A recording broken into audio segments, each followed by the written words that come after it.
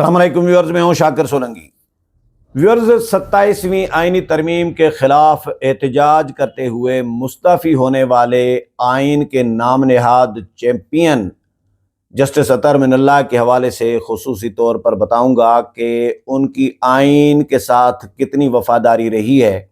آئین کے ساتھ اس پورے خاندان کی کس طرح کی محبت رہی ہے، آئین اور جمہوریت کے ساتھ جمہوریت کی پیداوار ہیں یا ڈکٹیٹروں کی آمروں کے پیداوار ہیں، یہ بھی بتاؤں گا۔ اور چیف جسٹس کیسے بنے تھے، ان کے جو جوڈیشری کا سفر ہے وہ بھی میں آپ کو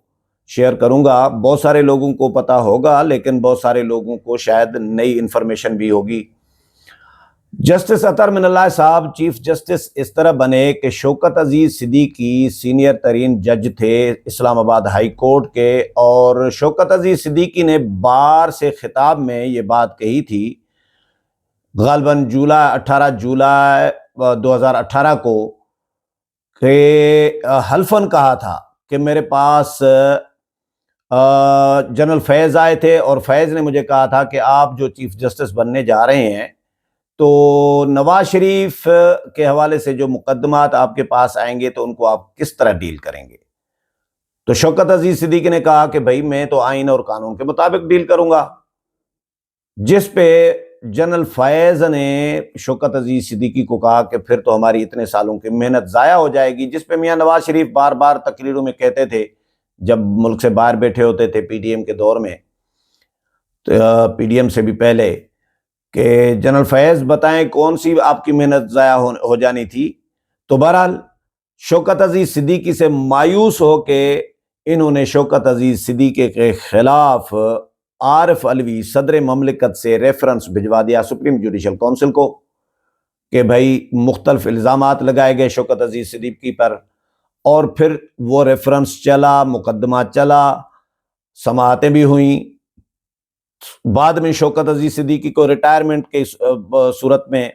بحال تو کر دیا گیا، کیونکہ وہ مدت ہی ختم ہو گئی ان کے ریٹائرمنٹ کی، تو بحال ہو کے دوبارہ تو نہیں لگنا تھا، ریٹائرمنٹ ہو چکی تھی، لیکن بحال کر دیا تھا، مراتیں اور یہ وہ سارا کچھ،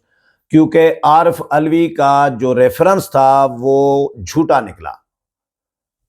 اور انہوں نے بس شوکت عزیز صدیقی کو ہٹوانا تھا، کیونکہ شوکت عزیز صدیقی کے بعد تھا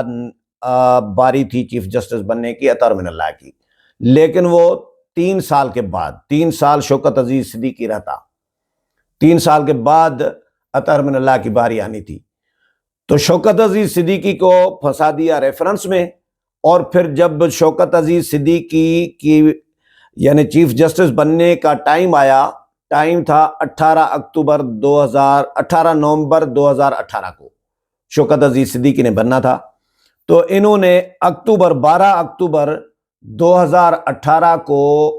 فارغ کر دیا سپریم جوڈیشل کونسل کے ذریعے شوکت عزیز صدیقی کو، اور اس طرح یعنی 1 مہینہ پہلے ریٹائرمنٹ سے اور چیف جسٹس بننے سے 1 مہینہ پہلے انہوں نے شوکت عزیز صدیقی کو فارغ کر دیا، اور پھر اس طرح راہ ہموار کر دی گئی جنرل فیض کے مہربانی سے، شفقت سے، جسٹس اطہر من اللہ کے چیف جسٹس بننے کی۔ تو فیض کے مرہون منت یہ چیف جسٹس بنے، اور پھر انہوں نے ان کے دور میں پھر نئے جج بھرتی کیے گئے، بھرتی کرائے گئے۔ بہرحال ظاہر ہے سپریم جوڈیشل کمیشن کرتی ہے، لیکن ریکمنڈیشن تو جاتی ہے نا چیف جسٹس کی، ہائی کورٹ کی ریکمنڈیشن تو جاتی ہے، نام تو ادھر سے ہی جاتے ہیں۔ تو انہوں نے 5 انمول رتن جن کو ہیرا قرار دیا تھا، یہ ہیرے ہیں جنہوں نے خطوط لکھے تھے سپریم جوڈیشل کمیشن کو بھی، اور کمیشن کو یا کونسل کو، اور سپریم کورٹ کو بھی، چیف جسٹس کو بھی،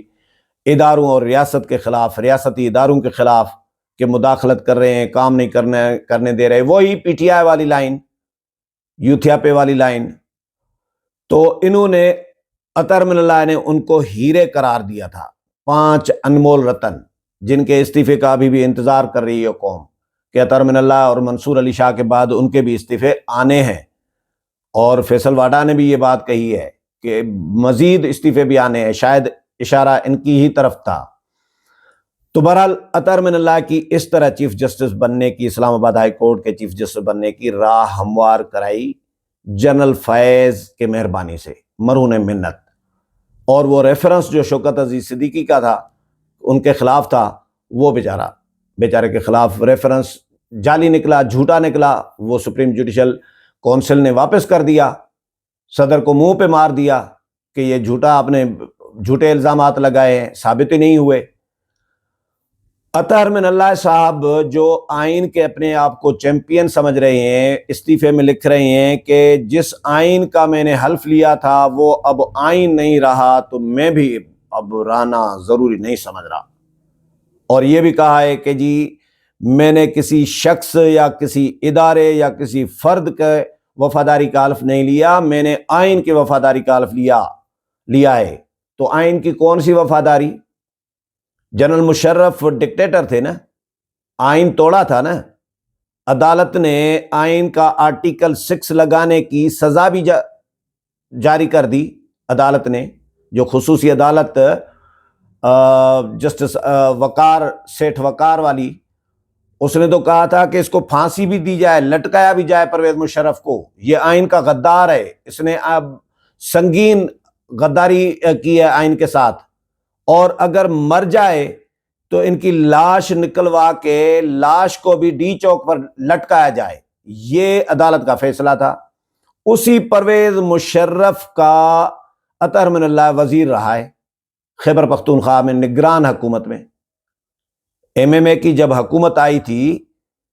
متحدہ مجلس عمل کی، جس میں JUI کی حکومت بنی تھی KPK میں، اس سے پہلے جو نگران سیٹ اپ تھا اس میں وزیر قانون تھے یہ موصوف۔ ڈکٹیٹروں کے سائے میں پلنے والا شخص کہے کہ میں آئین سے وفاداری کا میں نے حلف لیا ہے، تو یہ تو میرے لیے ڈوب مرنے کا مقام ہے کہ جنہوں نے ڈکٹیٹروں کے گود میں پل کے آئے ہیں، پلے بڑے ہیں اور آگے بڑھے ہیں۔ جنرل فیض کیا تھا؟ چیف جسٹس کس نے بنایا ان کو؟ اور شوکت عزیز صدیقی کو کس نے ہٹوایا؟ یہ تو ساری چیزیں سامنے ہیں۔ نہ صرف اتنا، اطہر من اللہ صاحب کی والدہ محترمہ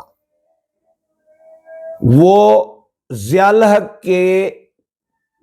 یعنی اسمبلی کی ممبر رہی ہیں۔ تو ضیاء کے دور میں جو اسمبلی کے قومی اسمبلی کی ممبر،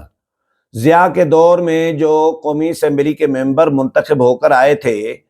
تو کیا ضیاء الحق کی مرضی کے بغیر کوئی آ سکتا تھا؟ بالکل بھی نہیں۔ مشرف کے دور میں جو قومی اسمبلی یا صوبائی اسمبلیوں کے ممبر بن کے آئے تھے، کیا مشرف کی مرضی کے بغیر کوئی آ سکتا تھا؟ بالکل بھی نہیں۔ تو ضیاء الحق کے دور میں ان کی والدہ محترمہ MNA رہی ہے، اور یہ موصوف خود پرویز مشرف کے دور میں پرویز مشرف کی مہربانی سے صوبائی وزیر رہے ہیں، اور چیف جسٹس بنے ہیں موصوف جنرل فیض کے مرہون منت، اور اپنے آپ کو آج کے اور فیصلے جو سپریم کورٹ میں دیتے رہے ہیں، جس طرح کے فیصلے ہیں ان کے، منصور علی شاہ ہوں، بندیال ہوں، ثاقب نثار ہوں، اور وہ جو دوسرے کیا نام تھا جو استعفیٰ دے کے گیا تھا، جن کے خلاف ریفرنس سپریم جوڈیشل کونسل میں گیا تھا اور ریفرنس سے پہلے ہی استعفیٰ دے کے چلا گیا تھا، نام بھی میں بھول گیا ہوں۔ اب مزید ایک بیٹھا ہے منیب اختر، سپریم کورٹ میں ایک بیٹھا ہے، جسٹس عائشہ ملک ہیں، وہ بھی ہم نوا ہیں ان کی، جسٹس منصور علی شاہ اور ان کی، جو وہ کہتے تھے یہ وہی کر رہے ہوتے تھے۔ تو انہوں نے یک طرفہ فیصلے دیے، گڈ ٹو سی یو انہوں نے کہا، عمران داری انہوں نے کی، انہوں نے آئین کی وفاداری کا حلف نہیں، حلف تو بظاہر آئین کی وفاداری کا لیا، لیکن انہوں نے وفا کی عمران خان کے ساتھ، انہوں نے وفا کی PTI کے ساتھ۔ لوگ یہ کہہ رہے ہوتے ہیں کہ یہ مجبور ہیں، اپنی فیملیز کی طرف سے مجبور ہیں، بچے ان کے یوتھے ہو گئے ہیں شاید، ان کی وجہ سے یہ مجبور ہیں، جج ہوں، جنریل ہوں، سیاستدان، جو بھی PTI میں زیادہ تر لوگ اس طرح گئے ہیں کہ وہ اپنی فیملیز کی وجہ سے مجبور ہیں، اور کچھ پیسوں کی وجہ سے مجبور ہیں، فارن فنڈنگ، کچھ کو اور معاملات ہوں گے، بہت ساری مختلف وجوہات ہو سکتی ہیں۔ تو اطہر من اللہ صاحب جو اب آئین پر حملہ قرار دے رہا ہے 27ویں آئینی ترمیم کو۔ رانا ثناءاللہ نے سوال اٹھایا کہ بھائی آپ ایک چیز کوئی بتاؤ کہ کس طرح یہ آئین پر حملہ ہے 27ویں آئینی ترمیم، کیونکہ آپ کی سیاست کا راستہ بند کر دیا گیا اس آئینی ترمیم کے ذریعے۔ جو آپ اپنی مرضی کے ججز لگاتے تھے، ایڈوکیٹ انور کیا نام ہے لاہور کے جو انور وہ جو گروپ ہے، ان کے چیمبر سے، انور چیمبر ہے کوئی لاہور میں، ان کے چیمبر کے یہ سارے جج لائے جاتے تھے ثاقب نثار والوں کی اور بندیال والوں کی جانب سے۔ تو یہ انہوں نے 1940 تک ایک سلسلہ بنایا ہوا تھا کہ اس جج کے بعد ہمارے چیمبر کا یہ جج چیف جسٹس بنے گا، اس کے بعد ہمارے ہی چیمبر کا یہ چیف جسٹس بنے گا، اس کے بعد ہمارے ہی چیمبر کا یہ چیف جسٹس بنے گا۔ یہ کوئی 35-40 تک، 1935 1940 تک انہوں نے یہ کیلکولیشن بنا کے رکھی ہوئی تھی سپریم کورٹ کے حوالے سے۔ تو اس کو ان آئینی ترامیم نے توڑا ہے، اور ان کی اب جو اجارہ داری تھی وہ ختم ہو گئی تھی۔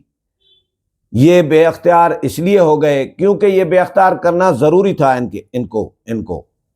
ان کا بے اختیار ہونا ضروری تھا۔ اطہر من اللہ اور جو منصور علی شاہ صاحب ہیں، یہ آئین کی جس طرح کی دھجیاں اڑاتے رہے ہیں، ان کے اپنے معزز ساتھی ججز